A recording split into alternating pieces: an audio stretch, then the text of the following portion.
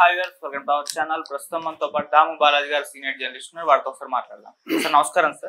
Sir Kodali నానికి shock తగిలింది sir. అతను ఎక్కడున్నాడో కనిపెట్టాలంటూ అతని మీద లుకౌట్ నోటీసులు అయితే జారీ చేశారు. అంటే కొన్ని రోజుల నుంచి కూడా మనం చూస్తూ ఉన్నాం, అనారోగ్య కారణాల వల్ల ఎక్కడెక్కడో తిరుగుతున్నారు, హాస్పిటల్లకి అమెరికా వెళ్లే అవకాశం ఉందని కూడా చెప్తున్నారు. మరి ఇప్పుడు ఎక్కడున్నాడు, కొడాలి నానికి సంబంధించిన సమాచారం ఏంటి, మరి ఇప్పుడు వెతికి పట్టుకుంటారా సార్ అతన్ని? కొడాలి నానికి కూడా టైం దగ్గరకు వచ్చినట్టుంది, జైలుకి పోయే టైము. ఆల్రెడీ వాళ్ళ క్లోజ్ ఫ్రెండ్ వల్లభనేని వంశీ 3 నెలల నుంచి విజయవాడ డిస్ట్రిక్ట్ జైల్లో ఉన్నాడు. సో అతనికి 5 కేసుల్లో బెయిల్ వచ్చినా కూడా మళ్ళీ పిటి వారెంట్ పెట్టి అతన్ని లోపల ఉండేట్టుగా చూసుకుంటున్నారు. సో ఈ విషయాల మీద నేను చాలాసార్లు చెప్పాను. అంటే ఇప్పుడు చంద్రబాబు ప్రభుత్వం ఎవరైనా అరెస్ట్ చేయాలనుకుంటే వాళ్ళని అరెస్ట్ చేసి వాళ్ళకి బెయిల్ రాకుండా ఫస్ట్ సిద్ధార్థ లోతర్ లాంటి టాప్ సుప్రీంకోర్టు అడ్వకేట్ని దించుతుంది. అయినప్పటికీ కూడా బెయిల్స్ వస్తున్నాయి. వచ్చినప్పుడు ఏం చేస్తారంటే వేరే కేసుల్ని పెట్టి లేదా పాత కేసుల్ని తవ్వి ఆ కేసుల్లో మళ్ళీ పీటీ వారెంట్లు ఇష్యూ చేసి వాళ్ళని మ్యాక్సిమం జైలు నుంచి బయటకు రాకుండా చూసుకోవడం అనే ఒక పద్ధతిని తెలుగుదేశం ప్రభుత్వం అమలు చేస్తుంది. ఇది గతంలో జగన్ కూడా చేశాడు. సో చింతలపూడి ప్రభాకర్ లాంటి వాళ్ళని జగన్ కూడా అలాగే దాదాపు 60-70 కేసులు పెట్టి అతనికి ఒక కేసులో బెయిల్ వస్తే ఇంకొక కేసులో రాకుండా చూసుకోవడం. ఇది అన్ని ప్రభుత్వాలు కూడా చేస్తున్న ఒక టెక్నిక్ అన్నమాట. అంటే మన లీగల్ సిస్టంలో ఉండే లూప్ హోల్స్ని ఉపయోగించుకుని ప్రాసెస్ ఇస్ ద పనిష్మెంట్ కాబట్టి ఇండియాలో. ఎందుకంటే వీళ్ళకి ఇవి తేలేది, శిక్షలు పడేది ఎప్పుడో. ఈ లోపల వాళ్ళు జైల్లో ఎక్కువ కాలం ఉండేట్టుగా చూసుకోవడం అనేది అన్ని ప్రభుత్వాలు, అన్ని పొలిటికల్ పార్టీలు అధికారం ఉన్నప్పుడు చేసే పని.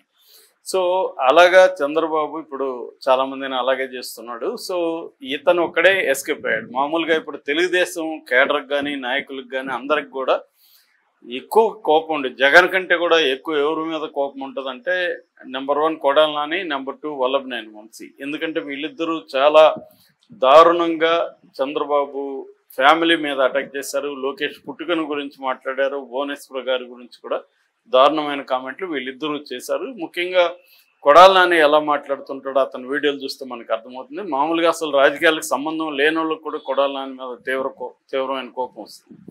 సో ఇతన్ని ఎప్పుడు కూడా జగన్ కంట్రోల్ చేయకపోగా ఇతని ఏదైతే మాట్లాడుతున్నాడో అదే ఇతనికి ప్లస్ అయింది. ఇతనికి సివిల్ సప్లైస్ శాఖ కూడా ఇచ్చాడు. నిజానికి కొడాలి నాని బిగినింగ్లో తెలుగుదేశంలో ఉన్నాడు. హరికృష్ణ వాళ్ళ ఇంట్లో ఉన్నాడు. హరికృష్ణ ఫ్యామిలీలో భాగంగా ఉన్నాడు. ఆ తర్వాత జూనియర్ ఎన్టీఆర్ సహాయంతో 2004 నుంచి కూడా తెలుగుదేశంలో 2 సార్లు 2004, 2009 2 సార్లు కూడా గుడివాడ నుంచి ఎమ్మెల్యేగా గెలిచాడు. ఎన్టీఆర్తో కూడా సాంబా అనే సినిమాని 2004లో వివి వినాయక్ డైరెక్షన్లో తీశాడు. సో అట్లా అప్పటి నుంచి కూడా ఇటు కొడాలి నాని కావచ్చు, వల్లభనేని వంశీ వీళ్ళిద్దరు కూడా మళ్ళీ ఇంకొక కారణం తెలుగుదేశం వాళ్ళకి వీళ్ళ మీద కోపం ఏంటంటే వీళ్ళిద్దరు కమ్మ సామాజిక వర్గం.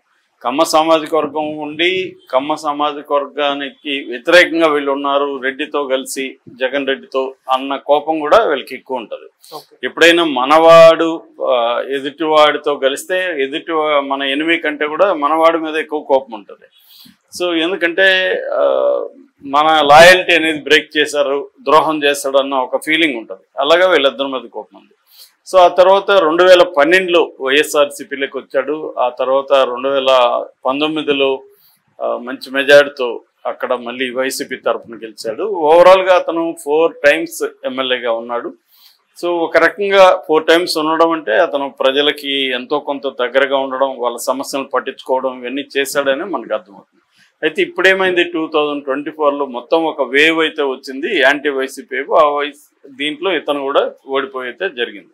నిజానికి ఇతను ఓడిపోడు, ఇతను గెలిచే అవకాశం ఉందని అన్ని నివేదికలు వచ్చాయి. కానీ ఈ వేవ్లో ఇతను కూడా నిలవలేదు. ఇతను దాదాపు 53,000 ఓట్ల మెజార్టీతో వెనిగండ్ల రాము చేతిలో ఇతను ఓడిపోయాడు.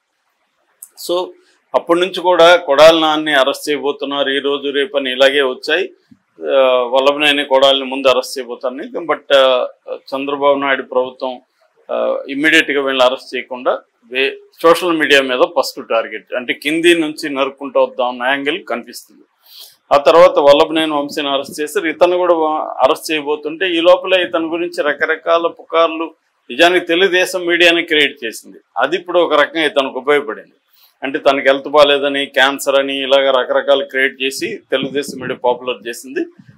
దాంతో తనకి హెల్త్ బాగాలేదు అన్న ఒక ఇదైతే ప్రజల్లోకి వెళ్ళింది.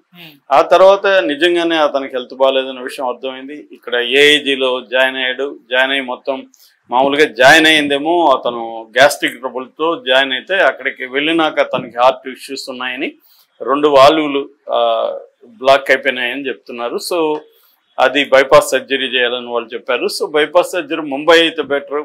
అక్కడ ఏషియన్ హార్ట్ ఇన్స్టిట్యూట్ ఉంది. Doctor Ramakant Pandey one of the top thoracic surgeons in the world. ఆయన రెండోది చాలా ఫాస్ట్గా చేస్తాడు, చాలా ఎఫిషియెంట్గా చేస్తాడు. దాదాపు 98% సక్సెస్ రేట్ ఉంది ఆయనకి.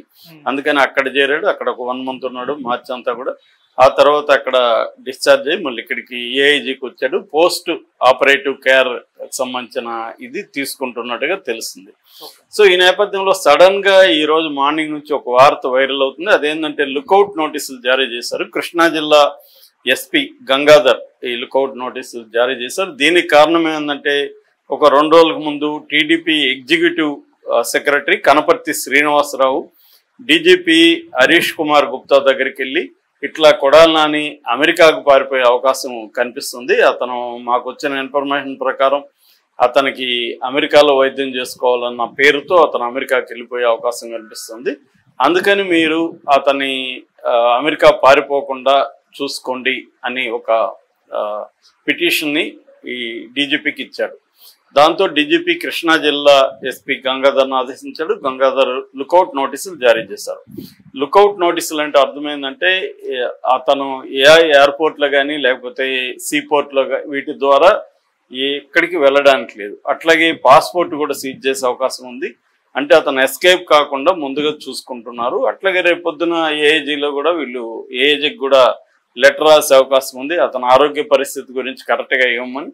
ఒకవేళ ఏఐజీ ప్రైవేట్ది కాబట్టి తనకు అనుకూలంగా ఇచ్చారనుకుంటే అప్పుడు కోర్టు ద్వారా పర్మిషన్ తీసుకొని తను అరెస్ట్ చేయాలనుకుంటున్నాం. అతను ఫేక్ సర్టిఫికేట్ పెట్టాడంటున్నారు. కాబట్టి గవర్నమెంట్ హాస్పిటల్లో అతనికి టెస్టులు చేసి సర్టిఫికేట్ ఇవ్వాలి అని కోర్టును అడగచ్చు. అప్పుడు కోర్టు గవర్నమెంట్ కావచ్చు, లేకపోతే ఇంతకుముందు మన రఘురామకృష్ణరాజుకి ఇచ్చినట్టుగా మిలిటరీ హాస్పిటల్ కావచ్చు, అట్లా ఏదైనా ఒక అంటే న్యూట్రల్గా గవర్నమెంట్ హాస్పిటల్ అంటే అది మళ్ళీ వాళ్ళ కింద ఉంటుంది కాబట్టి వీళ్ళు వ్యతిరేకిస్తారు ఈ అడ్వకేట్లు, కొడాలి నాని అడ్వకేట్లు.